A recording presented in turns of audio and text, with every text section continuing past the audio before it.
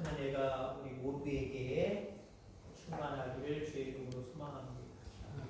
데살로니가 전서에 보면 하나님이 우리를 향한 뜻이 세 가지가 있다라고 이야기합니다. 뭘까요?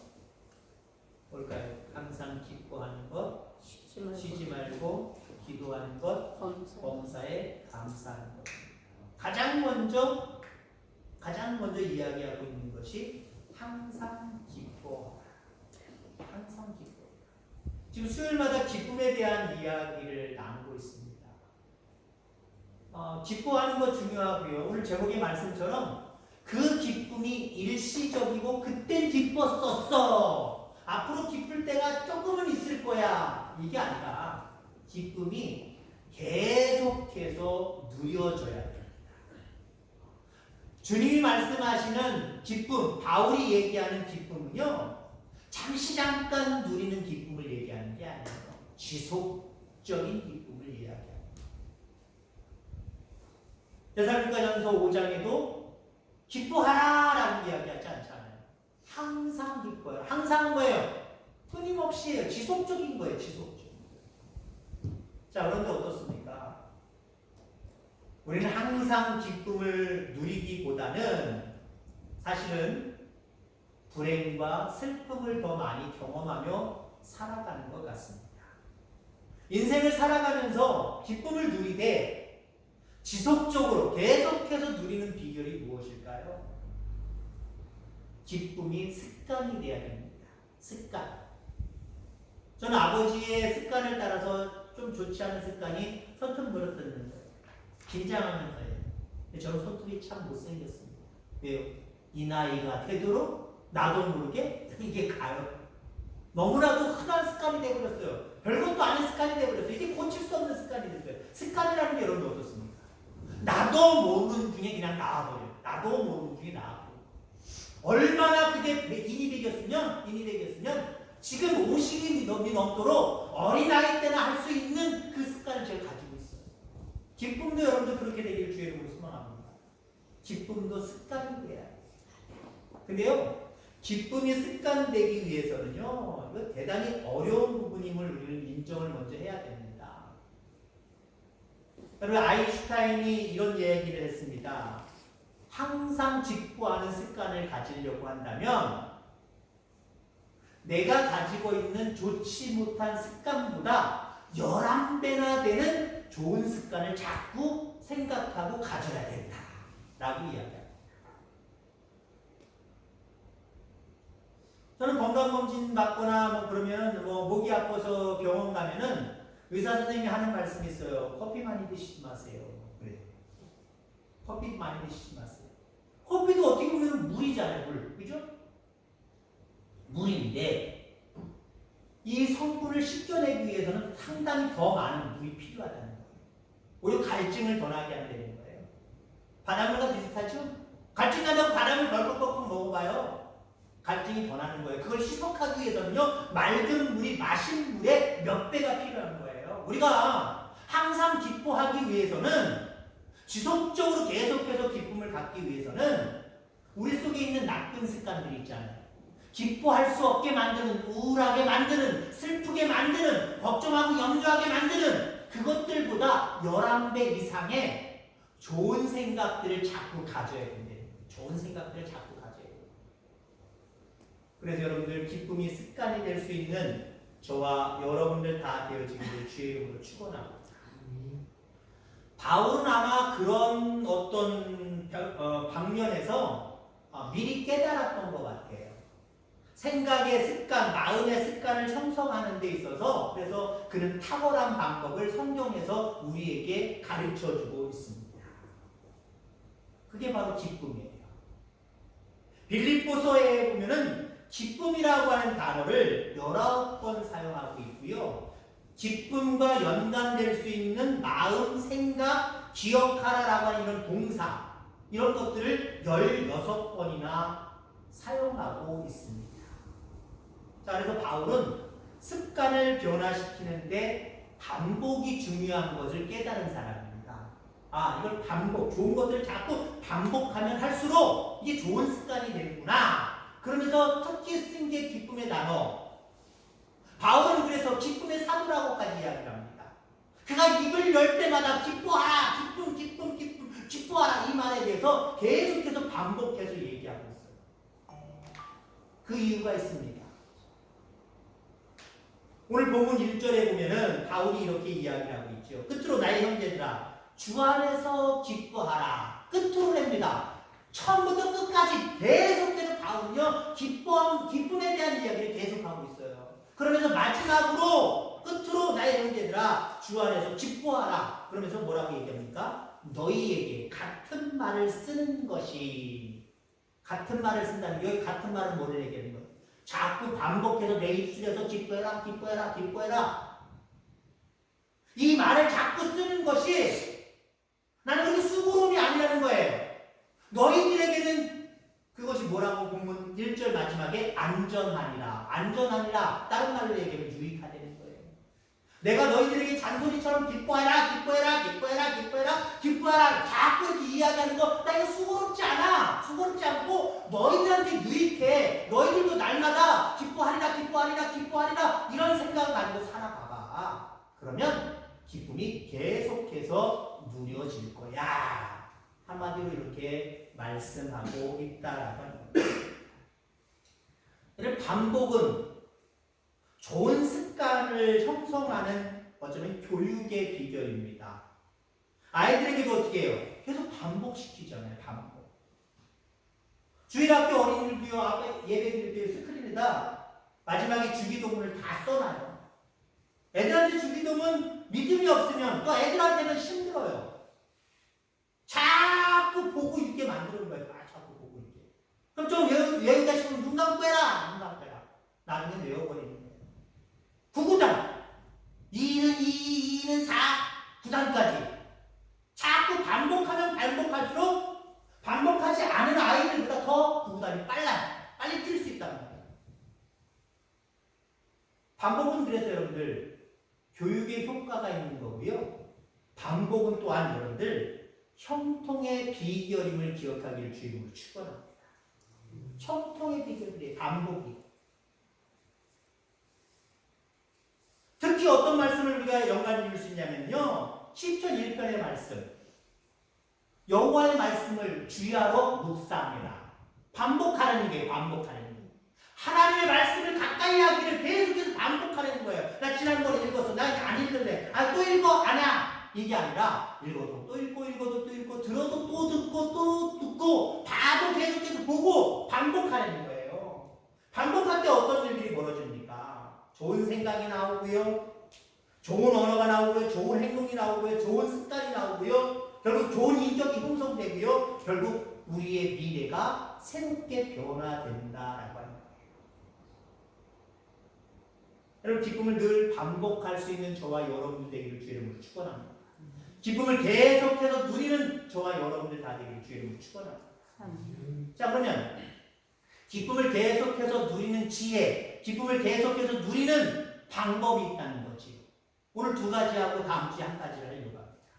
내가 계속해서 기쁨을 누리고 싶은데 어떻게 하면 그 기쁨을 누릴 수 있는 것인가. 우선 첫째는요. 주 안에서 항상 기뻐하라는 그 말씀에 순종하자라고 하는 각오가 세워지기를 주님으로 축원합니다. 주 안에서 내가 항상 기뻐하자라고 하는 말씀에 순종하시길 바랍니다. 나의 모습은 똑같은데 기쁨이 저절로 걸려서 뚝 떨어지는 게 아니란 말이에요. 하나님 나한테 항상 기뻐하라 그랬지. 그럼 내가 주 안에서 항상 기뻐하기로 내가 각오해야지. 다짐해야지. 내 이 말씀에 순종해야지. 여러분 이런 각오가 이런 순종의 결단이 저와 여러분들 가운데 있게 되기를 간절히 소망합니다. 아멘. 습관을 형성하는 가장 중요한 원리는 뭐예요? 실천하는 거예요. 실천이 쌓이고 쌓여서 좋은 습관이 되는 거고 좋은 습관이 좋은 결과물을 가져오게 되는 거예요. 좋은 결과물 중에 우리가 지속적으로 기뻐하는 게 얻어지게 되는 거예요. 누리게 되는 거예요. 실천입니다. 하나님의 말씀은 뚝 떨어져 있고 주 안에서 기뻐하라네. 주 안에 있으면 기쁨이 있다네. 뭐 그렇게 기쁨이 또 얻어 걸려질까요? 아니요, 기쁨 없어요. 지속적으로 누리는 기쁨이 그에게 있을까요? 있을 수 없어요.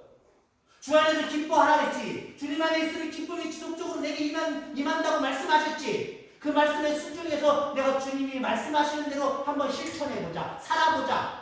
이런 실천과 행동이 쌓일 때 기쁨이 오기 시작을 하면서 본물 터지듯이 그냥 계속해서 몰려옵니다.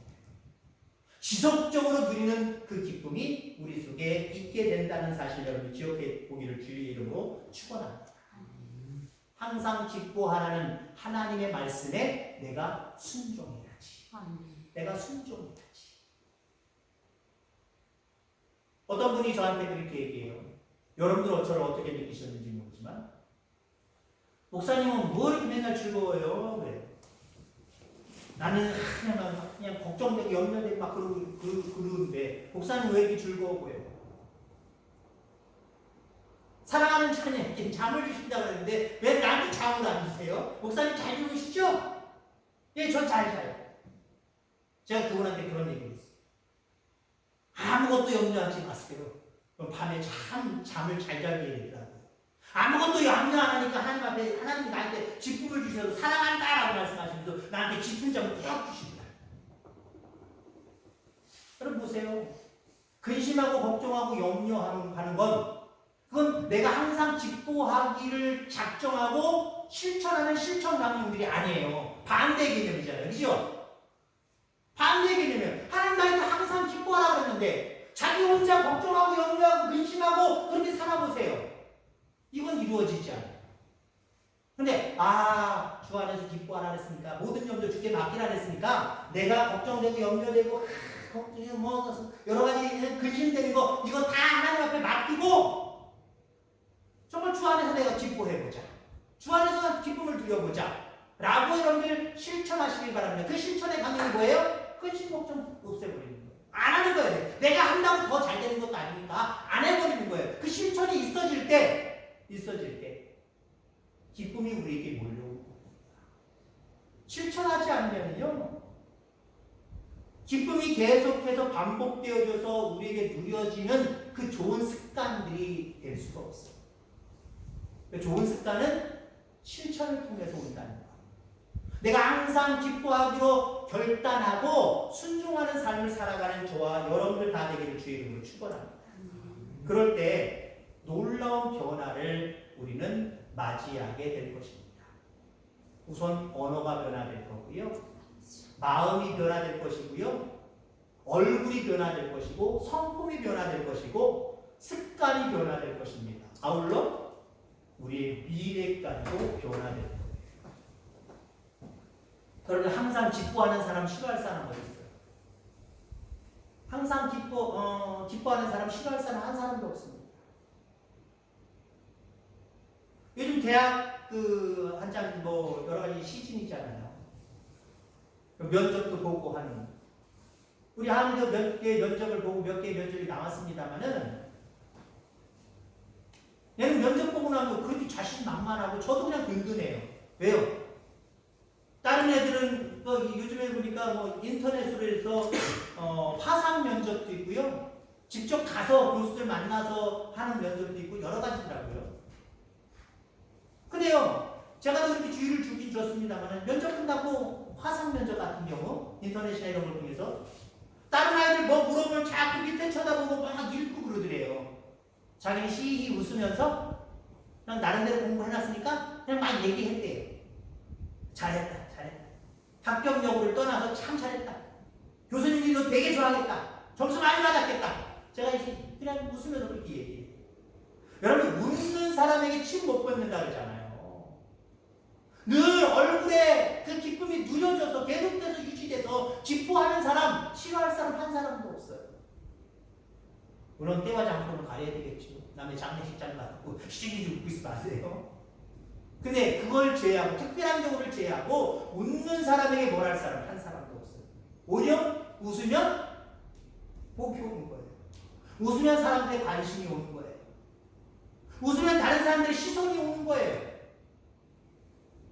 항상 기뻐하는 사람, 싫어할 사람 한 사람도 없습니다. 뿐만 아니라 네. 너는 어디 가서도 내 자녀라고 티내고 다니는구나. 그렇게 판단하시는 거예요. 여러분들, 성도의 얼굴은 항상 계속해서 지속적으로 기쁨을 가지고 있는 얼굴이어야 됩니다. 특별할 때만 화내, 밝어, 이게 아니라 늘 언제나 봐도 평균적으로 바라볼 때 정말 기쁨이 그 안에 그 얼굴 속에 늘 가득한 사람, 계속해서 나타나는 사람, 이 그리스도인의 얼굴이에요. 이렇게 변화되어질 수 있는 저와 여러분들 다 되기를 주의 이름으로 축원합니다. 우리가 살다 보면 기적을 많이 하나님 앞에 요구하지. 하나님 나한테도 이런 기적이 있기를 원합니다. 여러분, 기적은요, 갑자기 하늘에서 임할 수도 있지만 반복된 그런 모습들을 통해서, 순종들을 통해서 우리에게 오는 것임을 기억하기를 주의 이름으로 축원합니다. 보통 기적의 역사는 기도를 통해서 온다 했잖아요. 기독교 반복되어져서 늘 꾸준하게 하나님 앞에 기도하는 사람에게 기적도 임하는 거예요. 꾸준함이 없이 기도하지 않는데 내게 기적 주세요. 그러다가 어떻게 임하는 것? 그것도 있을 수는 있어요. 근데 그걸 여러분 생각하지 마시기 바랍니다. 기적도요, 기도가 습관이 되어서 늘 기도했던 사람, 그 사람에게 역사하는 거예요. 기쁨도 마찬가지예요. 기쁨도 어떤 사람에게 오느냐? 더군다나 계속해서 누릴 수 있는 그 기쁨 어떤 사람들에게 오느냐? 아, 그렇습니다. 주 안에서 기뻐하기로 내가 각오하고 다짐하고 주의 말씀을 따라 내가 순종하며 살겠습니다 라고 결단하고 실천하는 사람, 그 사람에게 큰 기쁨이 계속해서 누려지게 될 줄 기억하기 주의 이름으로 축원합니다. 자, 그 다음에 기쁨을 계속해서 누리는 지혜, 그 비결은요, 예수님께 초점을 맞춰야 됩니다. 기쁨의 근원 되시는 예수를 위해 삽시다. 예수님이 뭐라고요? 기쁨의 근원이래요. 기쁨이 예수님께로부터 흘러나온다는 거예요. 그러면 우리는 어떤 사람에게 초점을 맞춰야 돼요? 예수님에게 초점을 맞춰야 돼요. 예수님에게 통로를 들이밀어야 돼요. 근데 어디서 기쁨이 오려나? 세상을 의지하고 세상에다 통로를, 그 관을 연결해 보세요. 주파수를 맞춰 보세요. 거기서 기쁨이 올 수가 없어요. 온다고 해도 잠깐 일회성으로나 오겠지. 지속적인, 계속해서 누리는 기쁨은 있을 수가 없어요. 오직 근원이 되시는 예수님만이 우리에게 계속해서 누리는 기쁨을 주실 수 있다라고 하는 거죠. 바울은 삶의 초점을 예수님께 맞췄습니다. 이것이 그의 기쁨이고 승리고 행복의 비결이었습니다. 바울에게 예수님은 비전이고 목적이고 그가 사는 이유였습니다. 이게 바울이 예수님께 초점을 맞췄기 때문입니다. 다른 것에 초점을 맞춰놓고 예수님은 선택적으로만 어쩌다가 선택하는 상황이 되어서는 안 된다는 거예요. 어쩌면 대학교 공부할 때 그냥 교양 과목이 있고요. 1학년 때는 주로 교양 과목을 해요. 교양 과목. 대학생으로서 그 교양에 맞게 이런 것들은 배워야 된다라고 하는 어떤 도덕적이고 윤리적이고 사회적인 것들을 배워요. 그 다음에 1학년 2학기 때는 아니면 2학년 올라가서부터 본격적으로 조금씩 범위를 넓혀가면서 전공 과목, 필수 과목을 배우기 시작합니다. 예수님은요, 우리의 인생의 유일한 필수 과목입니다. 여기에 초점 맞춰야 돼요. 나머지는 선택 과목이에요. 선택 과목. 이 선택을 할 수도 있고 안 할 수도 있고, 이 선택을 할 수도 있고 안 할 수도 있고 그런 거예요. 세상의 것들은요. 근데 우리는 어때요? 하나님 앞에 초점을 맞추는 건 그냥 선택이 되어버렸어요. 어쩌다가 일주일에 한 번만 마음 내키면, 불안하면, 문제 생기면 그때 초점 맞추려고 해요. 그 나머지 문제요? 다른 것에 초점을 맞춰서 그게 필수인 것처럼 세상의 돈에, 명예에, 세상 사람들과의 관계에 온통 초점을 맞추고 살아요. 바울처럼 예수님께 초점을 맞추며 살아가는 저와 여러분들 다 되기를 주의 이름으로 축원합니다. 아멘. 운동선수들에게 중요한 세 가지가 있다고 합니다. 특별히 저는 안 해봤습니다만은 골프를 치는 사람이나 아니면 뭐 역도 같은 거 하는 사람들에게 있어서 정말 중요한 세 가지가 있다라고 이야기를 합니다. 그것은 보통 뭐 운동선수나 다른 사람들과도 공통된 부분들이 있을 거예요. 우선은 첫째, 자신감과 확신이 되는 거예요. 자신감과 확신. 그래서 바울이 항상 기쁨을 이야기하며 그도 기쁨을 누렸습니다. 여러분들, 그에게는 자신감이 있었어요. 내게 능력 주시는 자 안에서 내가 모든 것을 할 수 있다라고 하는 자신감과 확신이 있었어요.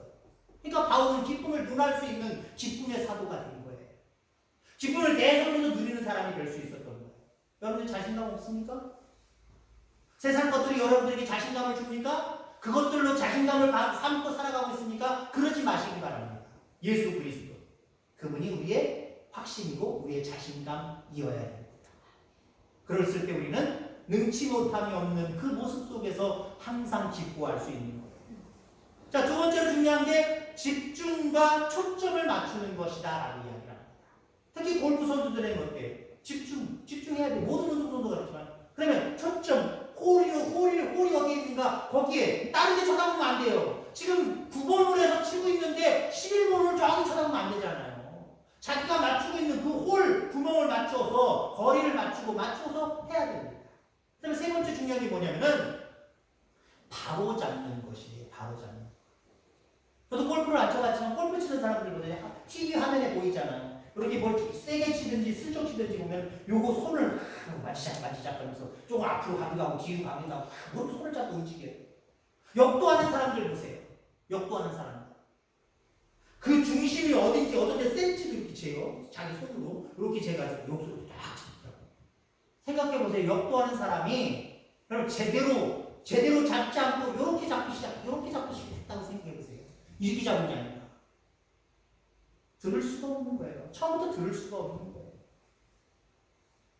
골프하는 사람이 기본을 무시하고 한 손으로 이렇게 하고 한다고 생각해보세요. 제대로 갈 수가 없는 거예요. 멀리 나갈 수가 없는 거예요. 목적한 대로 갈 수가 없는 거예요.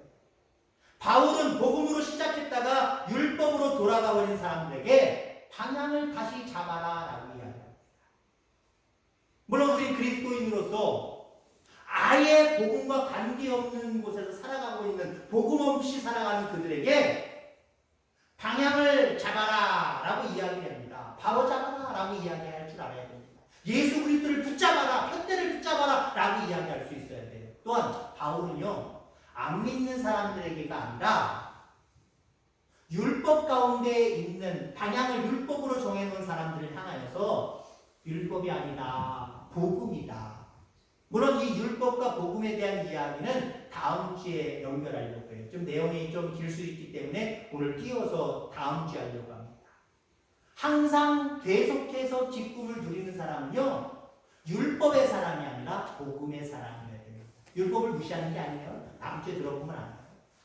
근데 너무 율법에 치우쳐버리면 복음을 잃어버려요. 자기는 예수 믿는다, 하나님 믿는다, 교인이다 라고 하면서 나름대로의 어떤 종교 활동을 하지만 그런 그들에게 참된 기쁨이 있을 수가 없어요. 잘못 잡고 있는 거예요. 율법을 통해서 복음, 예수 그리스도 온전하게 잘 붙잡아야 되는데 온전히 예수님을 못 잡고 복음, 율법만 붙들고 있는 거예요. 그런 그들에게 바울은 오늘 이렇게 이야기를 합니다. 방향을 다시 바로 잡으라고 합니다. 복음에서 은혜로 돌아가라 라고 이렇게 말하고 있다라고 하는 겁니다. 여러분, 세상에서 가장 어리석은 사람은요, 바꿀 줄 모르는 사람이에요. 세상을 붙들지 말아라, 율법을 붙들지 말아라, 우리는 오직 예수 그리스도를 붙들어야 된다 라고 교훈을 받아도 실천하지 못하는 사람, 어리석은 사람. 참 너무나도 답답한 사람일 수밖에 없다라고 하는 겁니다.